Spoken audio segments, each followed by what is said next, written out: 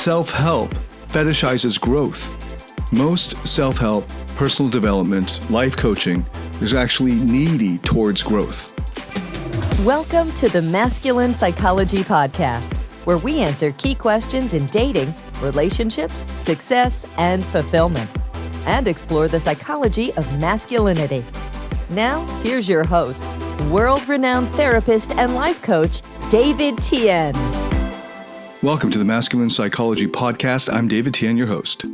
In this episode of the podcast, we'll be looking at how self-help and personal development can lead to toxic growth.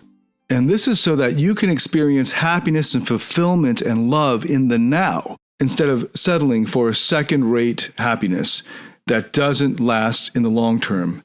And if relied on too often or too long, will actually lead to the opposite. The lack of happiness, the lack of fulfillment, the lack of unconditional love. And instead, more anxiety, more depression, more layers of shame. Specifically, how this happens is that self-help fetishizes growth. Most self-help, personal development, life coaching is actually needy towards growth. You might hear the message about acceptance or living in the now or something along those lines, or mindfulness, and they might promote some form of meditation. But those are almost always in the service of some way to make more money or to excel or to succeed in some way. And that's because they actually fetishize growth. They say that in order to be happy, you have to grow and you have to make progress. And then they say, hey, here are some ways to grow and progress. Live in the now, be present, mindfulness, meditation, that sort of thing. But those are not for their own sake. Those are so that you can progress and grow, specifically in the area of money, but also you find it with fitness and in dating. And then what's the best way to grow and progress or to develop mastery in life? It's buy my course, right? Just buy this event or buy this program. So there are all these people who have bought into this lie that self-help tells you that in order for you to be happy, you have to grow and progress. And now they become nervous and anxious about growing and progressing. And they also have all of their old baggage and their old neuroses built into the thing that they're trying to grow into. For instance, maybe they think that in order to become successful in life, they need to have a Lamborghini or a Ferrari or something. And so then that becomes a sign of growth. So then they'll, of course, buy the course that the life coach is offering in order to make progress in getting the Ferrari or Lamborghini. Because if they don't make progress in that area, then, of course, they believe that they're not enough. And if they're not enough, then they won't be happy. It actually goes right into and reinforces and conditions the needy person's core insecurities. It's actually going right into them. So this is why so many people who are insecure and needy buy into the self-help lie. And for a while, they make progress. So then they think it's working because the thing that they're looking to make progress in, let's just take as our prime example, making more money, but could also be very commonly a fitness goal or a dating goal or something like that. They see these results because they're finally getting off their ass and they're working really hard at something and they're making some progress. And that's great at the beginning because if it was like a benevolent lie to get you off your butt and get you going, there's nothing wrong with that. And in fact, of course, growth and progress can lead to happiness. This is one way that you can become happy if you see that you're making progress and growing. But if it's the only way that you can access happiness or create happiness in your life, if you require growth or progress in order for you to be happy, then you've discovered toxic growth. So in logic terms, for those budding philosophers out there, growth is sufficient for happiness, but it is not necessary for happiness. And if you rely on growth too often or progress too much in order to be happy, then you're actually fetishizing growth. And now you're needy towards growth. You're dependent on progress. Without visible progress towards these unexamined or uncritical goals in your life, progress for its own sake. We're not talking about progress in what areas, but progress just for on its own. Now we've got toxic growth. And now we have a recipe for further anxiety, depression, and shame. So I've got 3 points here, and I've already started into the first one. The first point out of the 3 is the connection between growth and happiness. Growth is sufficient for happiness, but it is not necessary. And if you rely on growth or progress too much for happiness, then it becomes toxic. It, of course, leads to further anxiety, but it also reinforces a sense of shame that you're not good enough or that life isn't good enough just the way it is, that you're not good enough just the way you are, that you require growth or progress for you to be happy, as if you couldn't be happy just appreciating who you are in the present, right now, not needing any further growth or progress for you to become better or for you to be enough, but then requiring it, even the maximizing of your so-called potential, which I don't believe even makes sense. Because if you think more deeply about who you are as a human being, there's no such thing as your maximizing of your potential, because there's just no possible way that you can maximize your potential in all these different areas. Every time you choose one thing, you're giving up another. I can't maximize my potential to be a lawyer or to be a management consultant or to be a strategy analyst because I've chosen to become a therapist and life coach. And what would it even mean to maximize my potential as a therapist or life coach? Why would I need to do that or be interested in that? No, later on, maybe I'll want to become an author, and I don't care about maximizing my potential as an author. I will do it as long as the challenge is enjoyable to me, for instance, or I don't even need it to be a challenge. Maybe I can just enjoy life, and I can, in fact, I shouldn't say maybe, you can, in fact, enjoy life just by being fully in the present, not requiring anything else in your life, but just being fully present with the sunshine on your face, the breeze blowing through your hair, the smell of the grass, enjoying the sensation of breathing in your body, or being fully present with whomever you are with. You can be completely happy and totally fulfilled through acceptance of everything in the moment, the radical acceptance of everything about you in this very moment, not requiring growth or progress in order to find happiness or even meaning in life. The meaning of life could be the very enjoyment of it now, fully experiencing life right now in this moment that you do have, even in the midst of great pain. So happiness and fulfillment don't only come from growth and progress. Now, someone might object, oh, well, that's what I mean by growth, learning to be more present, to be more mindful, to more fully accept the present moment and everything about yourself and all of your parts and burdens and however things are as they are. But then if that's what you mean by growth, you've watered down most definitions of growth, at least in the world of self-help. And it certainly doesn't mean making more money or getting bigger muscles or a more defined six-pack or something. If it's simply about making progress in not needing to make progress, then great. I'm totally down with that. Just realize you've redefined growth and progress so that it could mean just about anything. What almost always self-help is referring to is growth in terms of finances or fitness goals or something along those lines. Or for the guys who are trying to get better at dating and who have found self-help as a way to do that, it would also mean getting more dates or getting more attractive women or something like that for the more immature guys. Or for the slightly more mature guys, it might mean getting engaged or getting married. And if you require being in a relationship to be happy, well, then you're really screwed, because no matter what relationship you create with that mindset that you need it to be happy, you will sabotage it. I've covered the reasons why in multiple podcast episodes. For a relationship to be successful, both parties have to be able to meet their own needs, and one of those needs is happiness in themselves. And then they go into the relationship as the secondary providers for each other of those needs.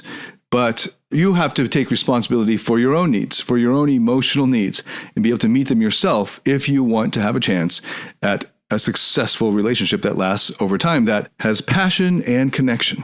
By the way, if you hear a little baby in the background, I am still on vacation. Well, I'm still traveling, not really on vacation. It's like a working vacation with family. And I am in one of the rooms in our multi-bedroom suites, but the doors are thin. So that's what's in the background. So that's the second point, contrasting growth with acceptance, radical acceptance, and appreciation and gratitude with the present, not requiring any growth or progress in order for you to be happy, but finding happiness in just being present with the now, with how things are right now, starting from a place of acceptance, and from there moving into appreciation and eventually to love. Imagine loving somebody only if they're growing, or making progress. That would not be what you'd call love. That would be very obviously conditional. And maybe some of us, especially those of us who are achievers, got that message from our parents that unless we were doing well and doing better, we weren't then worthy of their love. I'm not, of course, saying that they actually believed that or felt that way, but that would be a common message that the child would pick up, and that would could lead to an achiever persona. And achievers definitely take well to the self-help messaging. For those who have been following me since the days of when I was a dating coach, this might be obvious to you, but I just want to make it clear, explicit, why I'm now talking about growth and toxic growth. A lot of people who wanted to get better with their dating ended up moving into self-help and approaching it as a kind of self-help thing. And as a result, they were trying to earn their self-worth so that they can be finally worthy of their ideal woman or something by growing in these more obvious, straightforward ways of money and getting a better body and that sort of thing. And for a while, of course, that helped them because if they actually persisted and in fact did make progress, then that's obvious and it's laudable. But then if they require it for their own happiness, now they've just added yet another thing that they're needy towards. And this will be obvious only if you have actually made progress. So this is sort of already an achiever's episode again. But it'd be very obvious if you've actually made progress and yet you find yourself still anxious, depressed, or feeling not good enough. And that is the great lie of self-help that growth will solve everything, when in fact it is only a stopgap measure at best. And at worst, and it is very common for this to happen, if you persist with this mindset for more than 6 months or so, and many people have been at it for years and years, and in fact then teach it to others, this deep insecurity then becomes so toxic that it actually heaps on even more layers of shame and depression and anxiety. Of course, when you have that much anxiety and then you have the shame underlying it, the belief that you are not good enough just in the way you are, eventually it will lead to depression because nothing you've tried or can do will finally make you feel enough. So self-help actually turns out to be quite toxic if taken even in the medium term. And now I move into the third point. So the first point was the connection between growth and happiness, how growth is a sufficient condition for happiness in the short term, but it is not a necessary condition for happiness. And if you rely on growth solely or too much to generate happiness, it can easily become toxic. That was the first point. Second point was on growth versus acceptance. Okay. And now the third point is on a healthy kind of growth. So there's toxic growth, which is very common in self-help, but there's also a healthy growth where the growth is actually enjoyable. So you are doing it for its own sake because you enjoy it intrinsically, not because you need growth or progress in order to be happy. And now I've got to invoke the all-important concept of flow. This is the concept that was developed first by Mihai Csikszentmihalyi and is now a super important concept. I'm pretty sure everyone is familiar with it, the scientific concept of flow. And with flow, one of the preconditions, one of the most important preconditions is that there's a challenge and that you have the resources to meet that challenge. And one of the misconceptions that people have when I share about this fetishizing of growth and toxic growth is that they think I'm promoting this idea that if it's not enjoyable, then you shouldn't do it, or that all of life should be enjoyable or lack pain or suffering or something like that. That is, of course, not what I mean when I'm talking about toxic growth. And it's very obvious if you just think about this concept of flow. Flow has been shown by extensive research to be the most enjoyable state of human existence, even more than having sex. And of course, to enter this state of flow, you require a challenge. Unfortunately, most people perceive challenge as pain. And then they don't enter into flow because they lack the resources to meet that challenge. So they require very few challenges in their lives. And unfortunately, the current political climate at universities with the cancel culture sort of micro-expressions and safe spaces has really coddled young people these days so that they really don't perceive challenges in a positive way. They see them as pain that should be done away with. And that's really unfortunate because then they'll never actually be able to experience flow or not experience flow in anything other than the most basic situations. It's like somebody who can only enjoy playing video games at the most basic level. And then once it gets past beginner level, then they just freak out and they don't enjoy it anymore. That would suck. And that's sort of how life is for many people, maybe the majority of people these days. But notice how the most enjoyable state of human existence requires challenge. And you can actually enjoy challenge. That's actually what flow is, the concept is telling us, that the thing that we enjoy the most is a challenge, facing a challenge that we have the resources to meet. Along the way, of course, the more of these challenges that you face that are right at the edge of your skill level or comfort zone, obviously the more you will grow. As a natural response, as a natural result, you will have growth and progress. But it's not looking at the growth and progress and therefore making you happy. That's what self-help lie is telling you, and it makes you dependent on this thing that is not flow, where you step out of flow and go, pat yourself in the back, look at the progress I've made, and therefore I'm now happy. That can quickly lead to toxic fetishizing of growth and further anxiety, because then you have to keep doing that, keep making progress in order to be therefore happy and to feel like you're finally enough. But instead, the right way to do it is to have growth and progress as a byproduct of living your life. And the ideal state would be flow. And of course, you're not going to be in flow 24 hours a day. Obviously, the more flow that you can incorporate into your life, the more enjoyable your life will be. But again, enjoyment in terms of having a challenge and the resources to meet that challenge, right? So you've got to have a challenge. It's not about just sitting on a beach and looking up at the sky all day. That's probably not going to help you get into flow unless you're like totally burnt out. All right. So at some point, that gets really boring. And the human mind needs more challenge. But if you approach challenge as something that is negative, that you don't want to have in your life, then you're not only not going to experience much flow in your life, but you're not going to experience much happiness. And then, of course, you're not going to experience much growth or progress anyway. So for all of you who are actually looking for more growth and progress in your life because you want to make more money, or you want to increase your dating results, or you want to get a better body or whatever, the way to do that is actually not in fetishizing the growth and progress for its own sake, but instead losing yourself in the flow of the activity that's required to get you those results. This is assuming that the activity itself is healthy, because after all, you could have growth in progress in being a killer or in being, a Nazi or whatever it is. And of course, those things on their own. So hopefully you can see how growth and progress in and of itself isn't a good thing.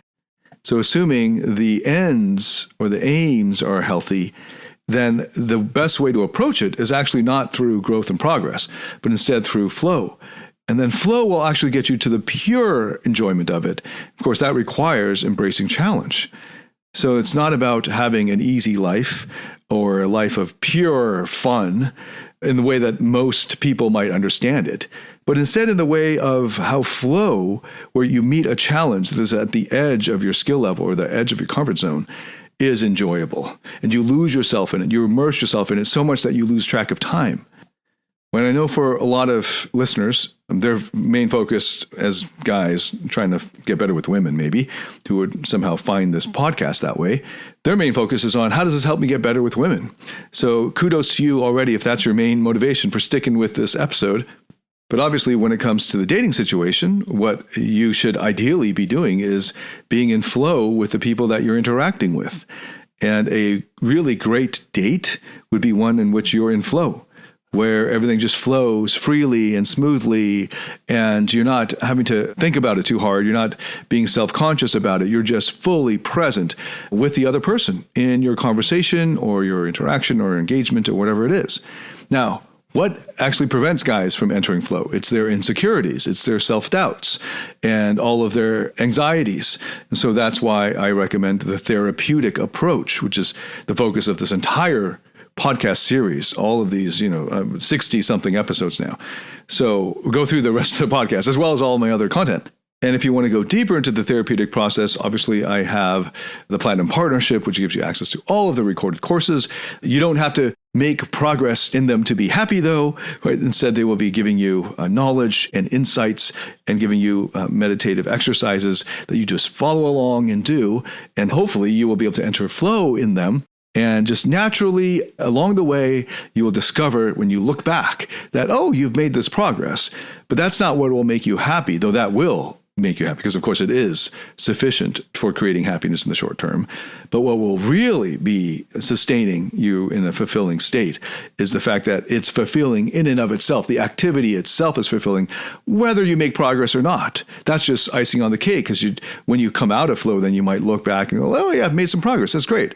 But it's the enjoyment of the challenge, the activity itself, that is fun and enjoyable, right? The actual challenge. If you can enjoy the challenge of life, then you can be in flow more consistently and more easily, because of course life is full of challenges.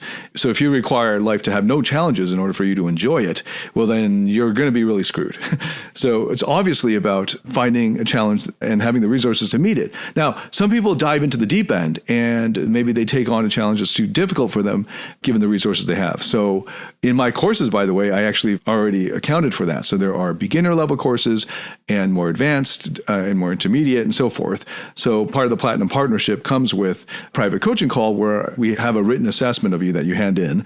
And based on that, I hop on a video call with you and recommend for you the best way to go through the program, all the different, hundreds of hours of content in the courses based on your goals and your background and where you're currently at, so that we can find a challenge that is at the level where you're able to meet that challenge, so that you can enjoy the actual process in and of itself, not requiring progress in order to be happy. But of course, you will make progress if you lose yourself in the actual activity and you're entering states of flow. So that's how you take care of growth, as a matter of course, as a byproduct, it'll happen, of course. You don't have to think too hard about it. You don't have to focus on it. It'll just happen. And you don't require it to happen for you to be happy. And it doesn't even need to be there. And eventually you're going to even stop checking, because it won't even matter to you, because you just enjoy doing that activity, whether it's being on a date with a woman or it's doing this workout that you really enjoy, whether it makes you bigger or whatever it is.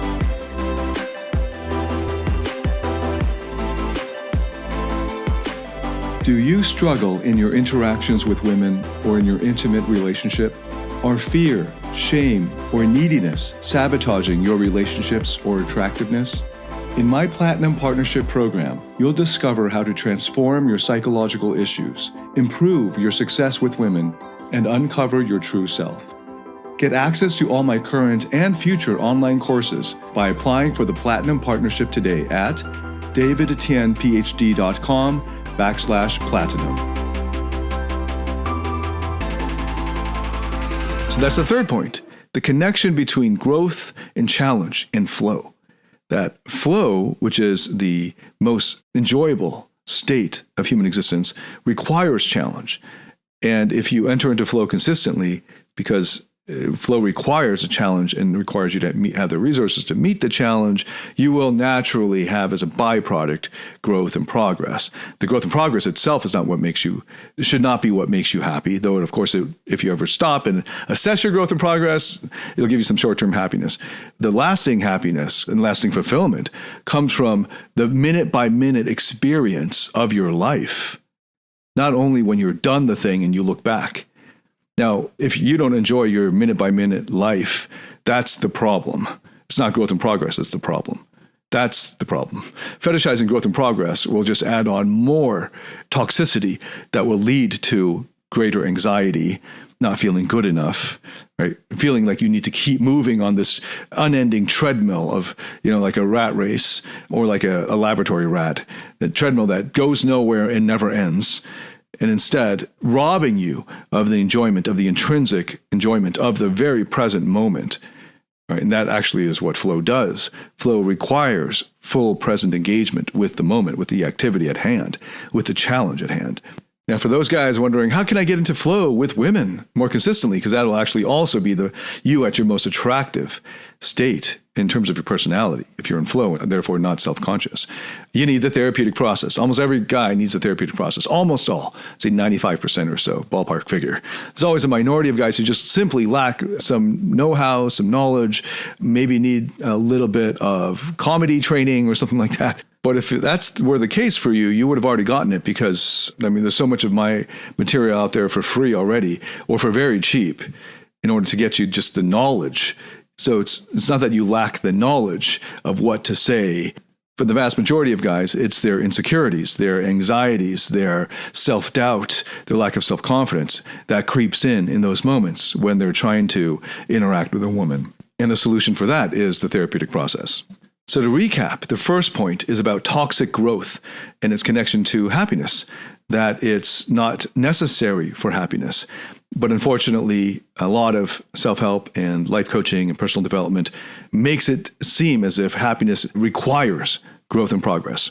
And in the long run, if you rely on growth too much, it becomes toxic. The second point is about growth versus acceptance. And the third point is about the connection between growth, challenge, and flow. Okay, so I'm going to end off with a quick story about a client named Tim. And Tim, when he first came to us, was very much an achiever. He had a father who was very strict and was very hard on him and kept reinforcing that Tim had to be more successful than his father in order for his father to be happy with Tim. That was the message that Tim got.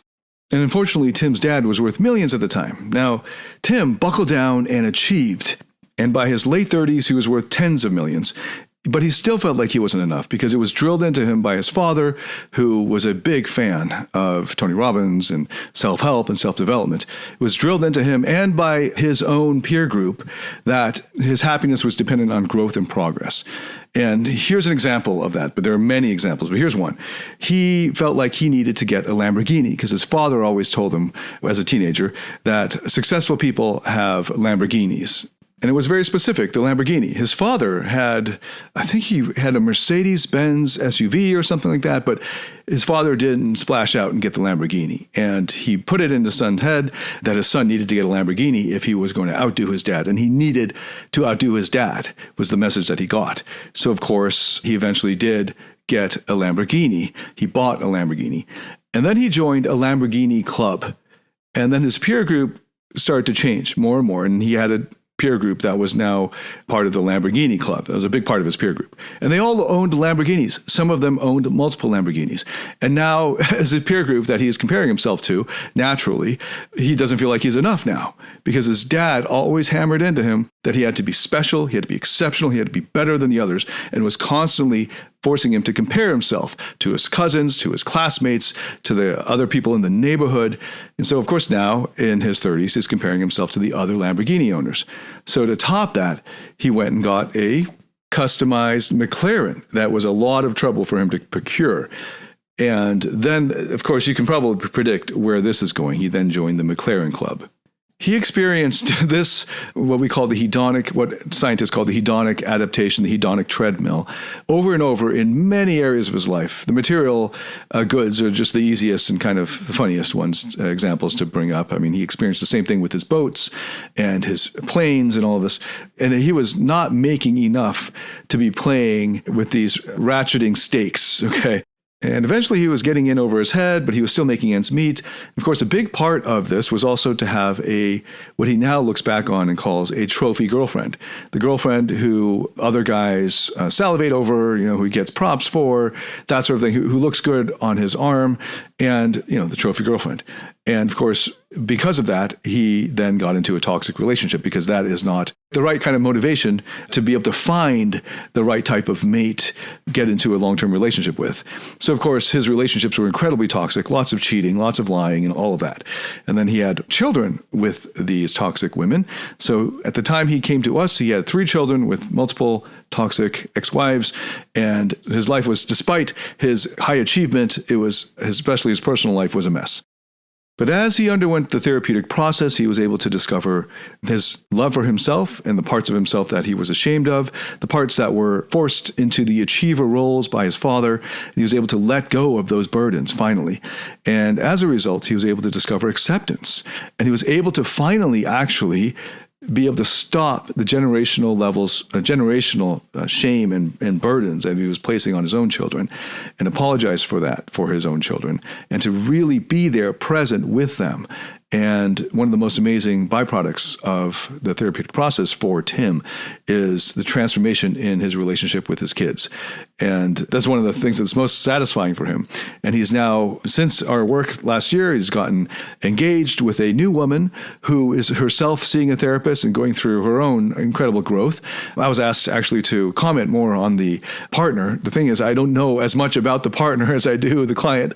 So there's only so much I can say, but I do know that she's been seeing a therapist weekly. She's had all kinds of childhood trauma that she has overcome and grown from. And of course, they still have difficulties. The girlfriend, now wife, they've gotten married since then, had tensions with his children, and maybe sometimes probably still does. But as a result of them being able to meet their own needs and then coming together as a couple, being able to then be there also for his children as a couple and helping them all to grow together, as a natural byproduct of meeting their own needs and of love, a natural byproduct of unconditional love will then, of course, be growth. But it's not the growth for its own sake. It's the fact that you love the person unconditionally and are there for them, especially your own children. And as a result, they grow. But this is the type of growth where they're growing in acceptance of the now, that they're growing in not needing growth, making progress and not needing progress. Right. So when we use growth in that sense, it's really a very capacious definition, not in the same way. It's not being used, that word growth, it's not being used in the same way that most self-help people are championing it. So Tim now is in a happy new marriage and has very solid relationships that have deepened incredibly in such a short period of time with his own children. And he has, even more importantly, especially for this episode, come to a place where he does not need any outward signs of validation or anything like that, or needing any growth or progress in his life that are obvious signs of growth or progress, like making more money or climbing the corporate or career ladder or anything like that. He doesn't need those things any longer for him to be happy. He can be happy. He's happy just in the present moment. Now, I'm already heading off an objection. People might say, well, yes, he's worth tens of millions. Of course, he would be easy then to turn around and be happy. It's an important thing for you to realize that people are unhappy up and down the income distribution. There are unhappy people who are incredibly rich, and there are unhappy people who are poor. There are happy people who are incredibly rich, and there are happy people who are incredibly poor. Now, Tim was one of those people who came to us with a high degree of anxiety, constant anxiety for decades of his life, trying to be enough to meet his dad's expectations in life or requirements that he passed down when Tim was just a teenager. And he was able to let go of those, unburden himself from those, and enjoy the present moment fully and have full acceptance for who he is, not needing growth or progress for him to be happy or fulfilled in life. You don't want to buy into the lie of self-help and end up with a life of toxic growth where you can never rest, where it's never enough. You don't want that for yourself because it never ends. You're literally on a treadmill, a hedonic treadmill that never ends. You're a lab rat where you're going nowhere with this, but you think you are. It's a lie, and it just keeps you spinning your wheels, and it keeps you spending more money on self-help courses and all that sort of thing. Actually discover happiness and acceptance and appreciation and love in the present moment right now, because you can actually, from the place of unconditional love, you are already enough for that. You are already enough for unconditional love just by virtue of you existing. If you can invest in the therapeutic process for yourself, you will know this not just intellectually or just in your head, but you'll know this in your heart, and that changes everything. Thank you so much for listening. I want to hear what you think about this. Leave a comment. I appreciate all the comments and read them all. I try to reply to as many as I can. If this helped you in any way, please share it with anyone else that you think could benefit from it. And thanks so much for listening. I look forward to welcoming you to the next episode. David Tian, signing out.